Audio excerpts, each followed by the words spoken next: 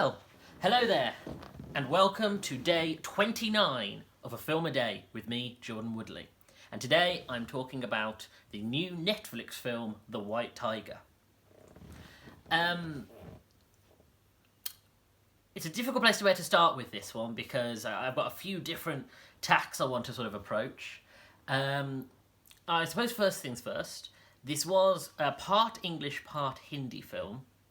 And as I mentioned during my conversation on The Leader, His Driver and the Driver's Wife, originally that was going to be Diego Maradona, the documentary. But because of the extensive subtitling, as a registered blind person, I was finding it quite difficult. So we did explore today some tech that potentially could have assisted in my reading of subtitles. However, unfortunately, not too much luck on that front so far. It's a continuing process, so we'll just have to see. So my dear, lovely fiancée Helen did the thankless task of reading out all of the subtitles, and there is extensive. This is definitely a half English, half Hindi film. But again, that shouldn't put you off. Subtitles, I have an excuse, but if you can perfectly read subtitles, you should be watching foreign language films. So, the film...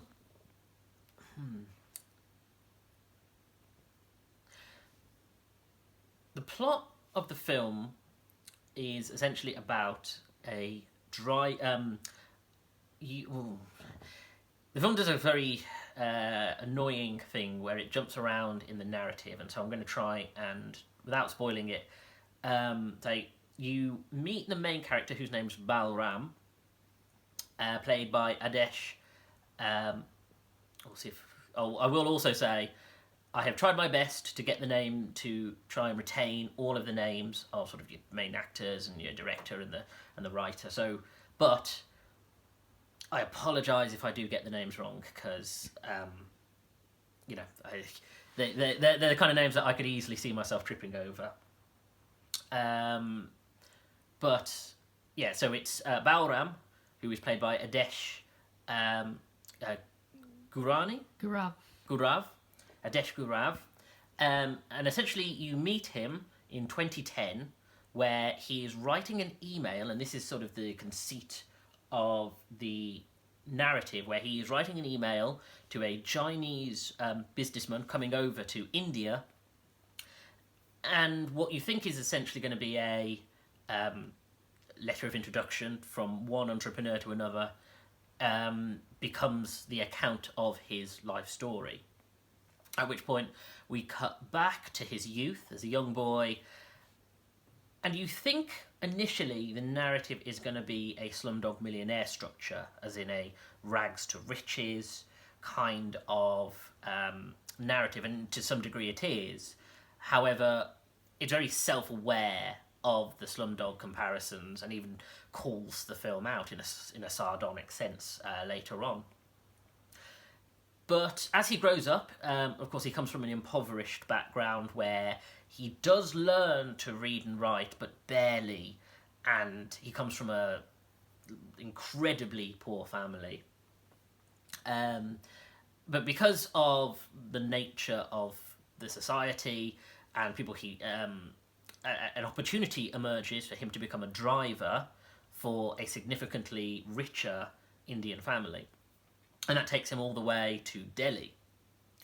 At which point you're thinking, is it going to be a bit more like Driving Miss Daisy or Green Book structure maybe, where you see him bonding between him as a poor Indian with his richer boss, who is the youngest son of this mafia-like family where they sometimes are legit and sometimes are not. That character's name is Ashok, and he is played by Raj Kumar Rao. And his wife, whose name is Pinky, who is an Indian American who's come over from New York, who is played by Priyanka Chopra.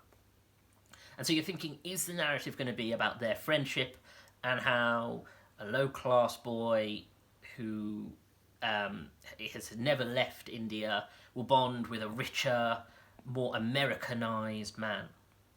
So you're thinking, okay, that's the strand of the narrative. However, what it really is at its core is it takes a lot of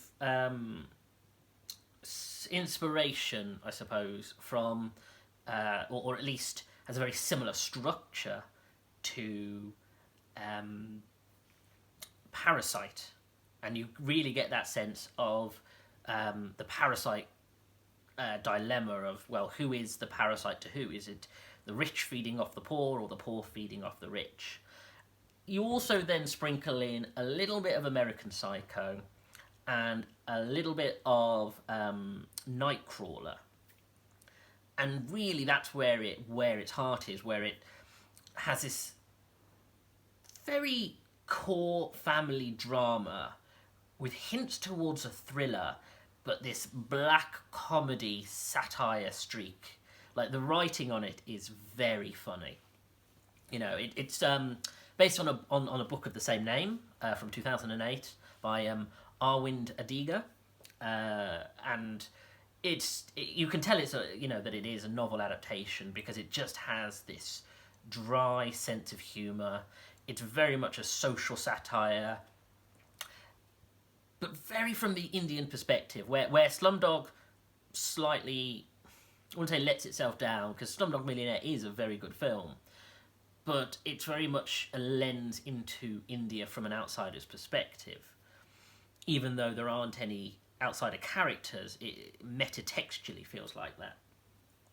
Whereas this is, by an American director whose name is, is it Rani Barani? Is that right? I'm just checking. Ramin Barani. Who... he's like, I looked at his back catalogue, and I'm not actually that aware of his films, although many of them have been incredibly successful. Same with the cast as well. Your core three, who I've mentioned, that's Bauran, Ashok, and Pinky. Again, the actors who play those characters, again, they are actors who have had prestigious careers, but not something I'd be aware of. And in the case of the actor who plays Balram, this is his first leading role. So this is, a demonstration of sort of the Western Netflix demonstration of Indian talent.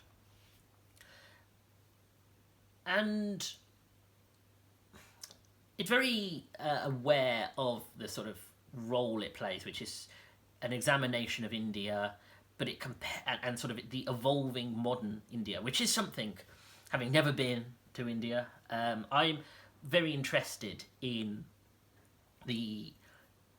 what a modern India means when India is both sort of the future of technology and leading tech companies, Silicon Valley tech companies.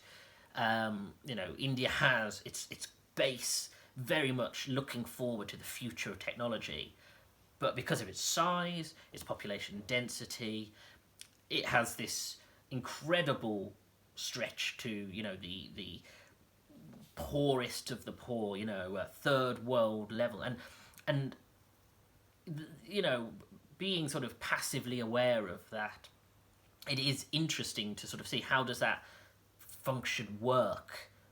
How can you have these people who are rich beyond our dreams living side by side with these people who are poorer than anything you can imagine? And it really demonstrates that well. It's interesting because it does that thing where it looks at the Indian culture and the system and the retained caste system and the priorities of an Indian mentality, but also compares it to the American one. So Pinky, though she is Indian by birth, is an Indian American was brought up as an Indian American, and she comes over and very much points at the flaws in the Indian system and says, how can we have a system where we kick our servants and we have this serfdom situation? But by that same token, the narrative looks at the hedonism of it and the individual-centric Western mentality where it's self before everyone else, and points at that and how self-destructive and polluting it can be if unchecked.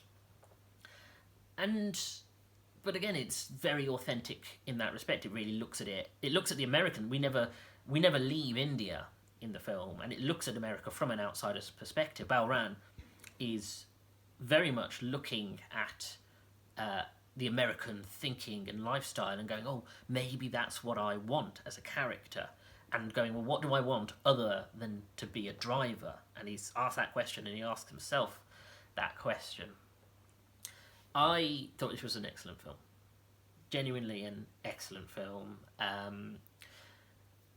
As I said, it's very much in the model of Parasite. To such a degree that I do wonder whether people will watch it and just say, well, this is Indian Parasite, which I think is doing it a disservice, frankly, because I think it does stand out on its own, and it does do such good character work.